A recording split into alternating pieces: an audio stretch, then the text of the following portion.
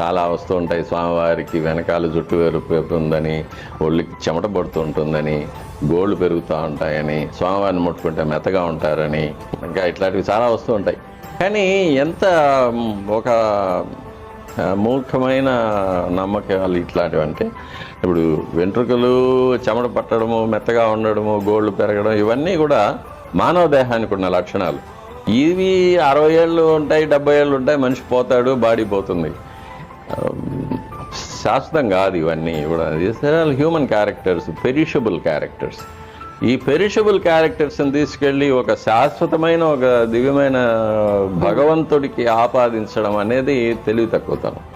అది అంటే అది మూఢభక్తి అంటారు. అది అది అది ఎందుకంటే స్వామివారిని 99.99%